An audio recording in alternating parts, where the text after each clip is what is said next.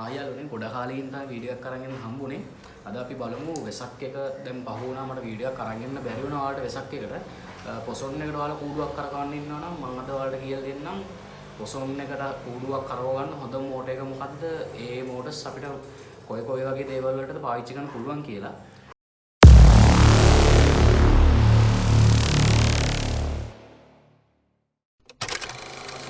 පොලේ බලා ගන්න පුළුවන් මෙන්න මේ වගේ මෝටර්ස් මගේ ළඟ දැන්ට නැහැ. තව වයිපර්ස් මෝටර් තියෙනවා. ඒ වගේම ගියර් මෝටර් වර්ග එක වර්ග ඒවා තියෙනවා. මම ස්ක්‍රීන් එකේ දාන්නම් ෆොටෝස් ටික. අපිට සාමාන්‍යයෙන් මේ වගේ ටෝයි මෝටර්ස් කියන්නේ ඔයාලා වෙනති මේක ඇතුලේ තියෙන්නේ අර රුපියල් 50ට සීර ගන්න තියෙන ටෝයි මෝටර් එක. ඒ මෝටර් එකට තමයි මේ ගියර් බොක්ස් එකක් ගහලා මේක ගොඩක් අපි පාවිච්චි කරන Arduino ප්‍රොජෙක්ට් වලට අර අපි පොඩි Arduino වලින් කාස් එකම හදනකොට කාර් එකේ රෝද හයි ගන්න මේ වගේ මෝටර්ස් අපි පාවිච්චි කරනවා. අපිට පුළුවන් මේ වගේ මෝටර් එකක් පාවිච්චි කරලා සාමාන්‍යයෙන් පොඩි අටපට්ටමක් එහෙම කරකව ගන්න පුළුවන්. ඒ කියන්නේ උඩ වෙල්ලන අටපට්ටමක් අපිට පොඩි ගැජට් එකක් හයි කරලා මේ මෝටර් එක හරහා කරකව ගන්න පුළුවන්. ඒ වගේම සාමාන්‍යයෙන් අඩි 2ක අඩි 2ක දෙකමාරක විතර පොඩි කූඩුවක් මේ මෝටර් එක පාවිච්චි කරලා අපිට කරකව ගන්න පුළුවන්. එතකොට අපි මේ මෝටර් එක ගත්තත් ඔයාලා දැකලා තියෙන මේ මෝටර් එක ගොඩක් තියෙන්නේ රිමෝට් කන්ට්‍රෝල් ෆෑන්ස් වල නැත්තම් මයික්‍රෝවේව් oven වලේම අපි මොන හරි මයික්‍රෝවේව් oven එකට දැම්මට පස්සේ oven එක ඇතුලේදී දාන කෑම එක කැරගෙනවනේ. ඒ කැරගෙන්නත් මේ මෝටර් එක පාවිච්චි කරනවා. ඒ වගේම රිමෝට් කන්ට්‍රෝල් ෆෑන් වල ෆෑන් එක දෙපැත්තට කරකවන්නත් මේ මෝටර් එක පාවිච්චි කරනවා. මේ මෝටර් එකකින් සාමාන්‍යයෙන් අපිට අඩි 6ක 7ක විතර කූඩුවක් වුණත් කිසි ප්‍රශ්නයක් නැතුව කරකව ගන්න පුළුවන්. මොකද මේකේ යකඩ ෂාෆ්ට් එකක් තමයි තියෙන්නේ. ඒ වුණාට මේක ඔයාලා මතක තියාගන්න මේකට පාස්සන්න කරන්න යන්න එපා. ඒ කියන්නේ වැල්ඩින් කරලා මේකට මුකුත් හයි කරන්න යන්න එපා. මේක ඇතුලේ තියෙන වීල් ප්ලාස්ටික්. ඒකින්ද ඔයාලා අනිවාර්යෙන් මේකට ලී වලින් කපපු කුලියක් තමයි මේකට හයි කරන්න ඕනේ. බෙල්ට් එකක් දාලා කරකවන්න. මම ඉස්සරහ වීඩියෝස් වලදී අරන් එන්නම් ඔයාලට කොහොමද අපි මේ මෝටර්ස් වලට කුලියක් හයි කරලා බයිසිකල් රිම් එකක් දාලා කූඩුවක් කරකව ගන්න කියලා. ඒ වගේම ලයිට් සිස්ටම් සහ ගොඩක් වෙසක් එකටයි පොසොන් එකට ටාගට් කරලා වීඩියෝස් ටිකක් මම ඉස්සර කරන්න ඉන්නේ. ඔයාලට ඕන වීඩියෝස් තියෙනවා මම හරි පහලින් කමෙන්ට් කරන්න. මේ මෝටර් එක සාමාන්‍යයෙන් අපිට වෙළඳ පොලේ ගන්න පුළුවන් රුපියල් 500ක් 10ක් අතර මුදලකට රුපියල් 600කට 700කට වගේ. මේකේ version දෙකක් එනවා. මේ ෂාෆ්ට් එක දිගේ එක ෂාෆ්ට් එක මෙච්චරක් විතර භාගයක් විතර තියෙන ෂාෆ්ට් එක කොට version එකක් තියෙනවා. ඔයාලා ෂාෆ්ට් එක දිගේ එක ගත්තොත් හොඳයි. ඒතකොට ඔයාලට පුලියක් වුණත් ඉක්මනින් සවි කර ගන්න පුළුවන් මේකට. ඒතකොට ඔයා ඉතින් එහා යන අනික නඩි 5කට 6කට එහා කූඩුවක් අය කරගන්න ඔයාලට පුළුවන් වයිපර් මෝටර් එකක් පාවිච්චි කරන. ඒ කියන්නේ ට්‍රී වීල් වලට එහෙම ගොඩක් පාවිච්චි කරන වයිපර් මෝටර්ස් තියෙනවානේ. ට්‍රී වීල් එක වයිපර් එක කරගන්න. ට්‍රී වීල් එක හරිය කාර් එක හරිය වයිපර් මෝටර් එකක් පාවිච්චි කරන්න පුළුවන්. මේ වගේ මෝටර් එකකින් කරන්න බැරි වැඩක් කරගන්න. එතකොට ඉතනිනුත් එහා ලොකු කූඩුවකට නම් ඔයාලට හෝස් පවර් 3ක 4ක විතර මෝටර් එකක් පාවිච්චි කරන්න පුළුවන්. ඔයාලා අනිවාර්යයෙන්ම මතක තියාගන්න මේ වගේ ලෝ පවර් මෝටර්ස් මේ වගේ ලෝ RPM මෝටර්ස් තමයි කූඩුවක් කරව ගන්න අපිට අනිවාර්යෙන් පාවිච්චි කරන්න වෙන්නේ. මොකද හයි පවර් මෝටර්ස් තියෙනවා. මම ඒකත් දැන් ස්ක්‍රීන් එකේ දාන්නම්. ඒ වගේ මෝටර්ස් වලින් අපිට කූඩුවක් කරගනවා වගේ වැඩක් කරගන්න බෑ. මොකද කූඩුවක් කියන්නේ ස්ලෝ එකේ හිමින් කරගෙන ගන්නේ. එතකොට අපිට හයි RPM මෝටර් එකක් අරගෙන මෝටර් කන්ට්‍රෝල් එකක් දාලා ස්පීඩ් එක අඩු කරත් ලොකු ප්‍රශ්නයක් එනවා. මොකද ඒ වගේ එකක් අඩු කරාට මෝටර් එක වැඩි වෙලා දුවන්න බෑ. රත් වෙනවා.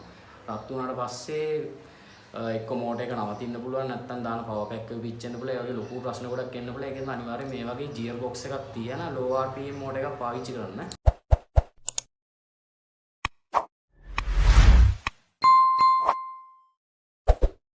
ඔයාලට බලන්න පුළුවන් මේ මෝටර් එකේ RPM එක පිටිපස්සේ සඳහන් කරලා තියෙනවා. මේ මෝටර් එකේ සඳහන් කරලා තියෙනවා 2.5 3ත් අතර RPM එක. ඒ කියන්නේ මේක තප්පරයට මේක මිනිත්තුවකට වට 2මාරක් 3ත් අතර ප්‍රමාණයක් තමයි මේ මෝටර් එක කරගන්නේ. මේකේ RPM වර්ග 3-4ක්ම මේ જાතිය මෝටර්ස් වලත් තියෙනවා. ඔයාලා සාමාන්‍ය ඔයාලට සෙට් වෙන RPM එකක් බලලා අරගන්න පුළුවන්. එතකොට අපිට ලී වලින් ඉන්නේ මම අර කිව්වා වගේ කපාගත්ත පුලියක් මේ වගේ එකක් ඔයාලට වඩු මඩුවකට දීලා කපා ගන්න පුළුවන්. මේ වගේ ලී එකකින් අපි මෙන්න මේ විදිහට කට්ටක් කපා ගන්න ඕනේ. මේක කපා ගන්න හේතුව තමයි මෙන්න මේ කට්ටට තමයි අපි බෙල්ට් එක දාන්නේ. එතකොට මේ අපි කපන පුලිය හරි මැදින් සෙන්ටර් කරලා සිදුරක් ඉද ගන්න ඕනේ අපේ මෝටර් එකේ සයිස් එකට. දැන් මම මෙන්න මේ ගත්ත මෙන්න මේ මෝටර් දැන් මේ මෝටර් එක තියෙනවානේ. මේ මෝටර් එකේ මෙන්න මේ සිදුරට හරියන් තමයි මෙන්න මේකේ හිල විදලා තියෙන්නේ. එතකොට අපිට මේක ඇතුළට මේක දාගන්න පුළුවන්. මේක මොකක් හරි එකකින් හිර කරන්න ඕනේ මේකට අනිවාර්යෙන්ම. අපි මේ කපා ගන්න පුලිය මෙච්චර ලොකු වෙන්න ඕනේ. මම මේ දැන් ඔයාලට පේන ඇති මගේ අතේ සයිස් එකත් එක්ක මේ පුලිය කොච්චර ලොකුද කියලා. මෙච්චර ලොකු එකක් එන්න ඕනේ. මම මෙච්චර ලොකු එකක් පාවිච්චි කරේ. මම දාපු කෝඩුවට පොඩි එකක් දැම්ම ස්පීඩ් එකක් වැඩි වුණා. ඒකෙන් තමයි මම මෙයාගේ පොලිය ලොකු කරේ. ඔයාලට මේ කපන පුලිය ලී වලින්ම කපා ගන්න පුළුවන් නම් ගොඩක් හොඳයි. නැත්නම් ප්ලාස්ටික් වලින් වගේ එකක් හොයාගත්තත් කමක් නැහැ. ප්ලාස්ටික් හොයාගත්ත ප්‍රශ්නේ තියෙනවා දාන බෙල්ට් එක ලිස්සන්න පුළුවන්. දැන් ලී එකට වගේ බෙල්ට් එකක් දැම්මම හොඳට තදට හිර වෙනවා අනිවාර්යෙන්ම. අපි මේ බෙල්ට් එක මේකට දාන මේ දාන බෙල්ට් එක තමයි කූඩුව රිම් එකක් උඩ අපි හයි කරනවා නම් ඒ රිම් එකට වැටෙන බෙල්ට් එක තමයි මෙන්න මේ කප්පිය හරහා යන්නේ. එතකොට මේක කැරගෙනොත් තමයි අපේ දාන කූඩුව කැරගෙන්නේ රිම් එක හරහා. එතකොට අපිට මේකේ ලී වලින් පුලියක් කපා ගන්න වෙනවා මේ වැඩේට. මං හිතනවා වලට පැහැදිලි වෙන්නේ නැති කියලා මේ පුලිය සහ මේ මෝටර් එක පාවිච්චි කරන්නේ මොකටද කියන එක ගැන. එතකොට අපිට මේ මෝටර් එකෙන් මම අර කිව්ව විදිහට පොඩි කූඩුවක් කරව ගන්න පුළුවන් අපිට මෙන්න මේ මෝටර් එක පාවිච්චි කරලා. මේකේ හැබැයි ගොඩක් සාර්ථක නෑ. මොකද මේක ඇතුලේ තියෙන ප්ලාස්ටික් වීල් මේ කොටසත් ප්ලාස්ටික් මෝටර් එකක් පොඩි ටෝයි අර රිමෝට් කාර් වලට වගේන පොඩි මෝටර් එක තියෙන හින්දා මේක ලොකු වැඩක් කරගන්න බෑ. මේක ගොඩක් වටිනවා අපිට පොසොන් එකට වගේ ඔයාලා මිහින්තලාක් වගේ හදනවා නම් දැන් ඒකට උතර මූවෙක් වගේ දානවා නම් ඒ මූවා දුවනවා වගේ පෙන්නන අර ස්ලෝ මෝෂන් ඇක්ෂන් වගේ පෙන්නන්න අපිට මේ මෝටර් එක පාවිච්චි කරන්න පුළුවන්. මොකද මේක low RPM නේ. ඒතර මූවාගේ කකුල් දෙක කොහොම යනවා වගේ ඒ වගේ පොඩි දෙයකට අපිට මේක පාවිච්චි කරන්න පුළුවන්. නැත්තම් 30 මෙහෙම දුන්නෙන් ඉදිනවා වගේ දෙයක් කරන්න අපිට මේකේ මෝටර් එකක් පාවිච්චි කරන්න පුළුවන්. ඒ වගේ දෙයකට මේකත් ගොඩක් ගැලපෙනවා. මේකත් low RPM. ඔයාලා වෙන නැති මේක හොඳ බරක් එහෙම මේ මෝටර් එකට සාමාන්‍යයෙන් තියෙනවා. මේ තියෙන මම අර සඳහන් කරපු RPM එක සඳහන් කරලා තියෙන විදිය ඔයාලා වෙන නැති මේකේ තියෙනවා 2.5 3ත් අතර කියලා මිනිත්තුවකට. ඒ කියන්නේ විනාඩියකට වට 2මාරක් 3ත් අතර ගණන් තමයි මේ මෝටර් එක කරගෙන්නේ. හැබැයි මේ මෝටර් එකේ තියෙන ලොකුම අවුල තමයි මේ මෝටර් එක ලෝඩ් එක වැඩි වුණොත් එහෙම දැන් හිතන්නකෝ මේක කරගෙන්නේ වාමාවර්තව කියලා. ලෝඩ් එක වැඩි වුණොත් ඊට පස්සේ දක්ෂිනාවර්තව මේ මෝටර් එක කරගෙන්න ගන්න. ඒ කියන්නේ මෝටර් එක කරගෙන දිශාව වෙනස් වෙනවා මේක ඕවර්ලෝඩ් වුණාට පස්සේ. මේ මෝටර් එක හදලා තියෙන විදිහට මොකද ෆෑන් එකක් අරගෙනකොට ඔයාලා දන්නේ නැති ෆෑන් එක කොහොම ගිහිල්ලා හිර වුණාට පස්සේ ටක් ගාලා මේ මෝටර් එක අරගෙන පැත්ත වෙනස් වෙනවා. එතකොට තමයි ෆෑන් එක අනිත් පැත්තට කරගෙන්නේ. ඒකින්ද මේ මෝටර් එකට අනිත් පැත්තට කරගෙන ගත්තොත් අපිට ලොකු ප්‍රශ්නයක් එනවා. මොකද අපි කූඩුවට කරන්ට් එක ගන්න දාන ස්පෝක් කම්බි ටික අනිත් පැත්තට කරගුණොත් එහෙම ඇම්බරිලා හිර වෙලා මෝටර් එක මේ කූඩුව කරගෙන එක නවතින්න පුළුවන්. ඒකින්ද අනිවාර්යෙන් මෙයාගේ මෝටර් එකක් දානවා නම් ඔයාලා මෝටර් වාගේ කූඩුවේ වේට් එක ගැන අනිවාර්යෙන් කල්පනා කරන්න ඕනේ. මොකද ඕවර්ලෝඩ් වුණොත් එහෙම අනිවාර්යෙන් මේ මෝටර් එක කරගෙන දිශාව වෙනස් වෙන හින්දා ඔයාලා වයිපර් මෝටර් එකක් වගේ පාවිච්චි කරනවා නම් කිසිම ප්‍රශ්නයක් නැහැ. ඒ වගේ එකක් කිසිම ගැටලුවක් නැතුව පාවිච්චි කරන්න පුළුවන්. මොකද ඒ වගේ මෝටර් එකකින් කොච්චර ලෝඩ් එක දැම්මත් එහෙම සාමාන්‍යයෙන් වෙන්නේ නැහැ. මේක අනිවාර්යෙන්ම පැත්ත වෙනස් වෙනවා. දැන් මේක නම් මේකෙත් එහෙම ප්‍රශ්නයක් නැහැ. හැබැයි මේකේ ප්ලාස්ටික් තනිකරම තුනී ප්ලාස්ටික් තියෙන්නේ මේ ඉක්මනින්ම මේ වීල් කැඩෙනවා තුලින්. අනිත් එක වීල් ගෙවෙන්න පුළුවන්. එතන ලොකුවට බර අදින්න බෑ. මේ වලින් පොඩි දෙයක් තමයි කරගන්න පුළුවන්.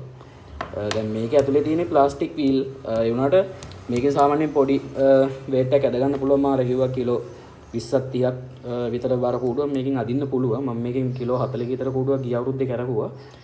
මේ ඒකට හදපු සිස්ටම් එක තමයි මේ තියෙන්නේ. මේ වගේ එකකිනුත් ලොකු වැඩක් අපිට ගන්න පුළුවන්. ඔයාලා අනිවාර්යෙන් මේ වගේ එකකට පවර් එක දෙද්දි පවර් පැක් එකක් පාවිච්චි කරනවට වඩා ට්‍රාන්ස්ෆෝමර් එකක් පාවිච්චි කරනවා නම් ගොඩක් හොඳයි. මොකද පවර් පැක් එක පිච්චෙන්න පුළුවන් සම්භාවිතාවය වැඩි.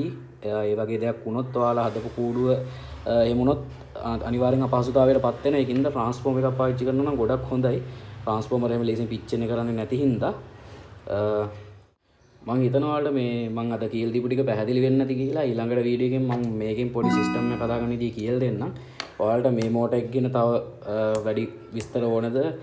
ඊට පස්සේ වයිපර් මෝටර් සම්බන්ධ කරලා කොහොමද කූඩුවක් කරකවන්නේ සහ ලයිට් සිස්ටම් කූඩුව කරකවන පැත්ත ගැන ඇතිතරම් YouTube එකේ වීඩියෝස් තියෙනවා. ඒ වුණාට ලයිස් ඒ කියන්නේ කූඩුව වයරින් කරන විදිය ගැන ලොකුවට වීඩියෝස් නැහැ. මට ඒක ගැන වීඩියෝක් කරන්න පුළුවන් ප්‍රශ්නේ තියෙන්නේ. දැන් වෙසක් පහුවෙලා ඉඳලා මම දැන් ආයි කූඩුවක් හදන්නේ නැහැ. ඒකින්ද මට වීඩියෝ ක්ලිප් ටිකක් හොයාගෙන ඒ ක්ලිප් ටික ප්ලේ කරන ගමන් ඔයාලට පැහැදිලි කරන්න පුළුවන්. මම ගාව කලින් හදපු එකේ සිස්ටම් එකේ ෆොටෝස් තියෙනවා. මම ඒ ෆොටෝස් ඒ කියන්නේ ෆොටෝස් අරගෙන වීඩියෝ එකකින් ඔයාලට පැහැදිලි කරන්න පුළුවන්. ඔයාලට වයරින් එක සම්බන්ධ වීඩියෝ ඕන නම් පහලින් කමෙන්ට් කරන්න. channel එක subscribe කරලා එකතු වෙලා ඉන්න එන ඊළඟ වීඩියෝ එකකින් අපි බලමු මේ මෝටර් එකෙන් වැඩක් ගන්න කොහොමද කියලා. පොසොන් එකට.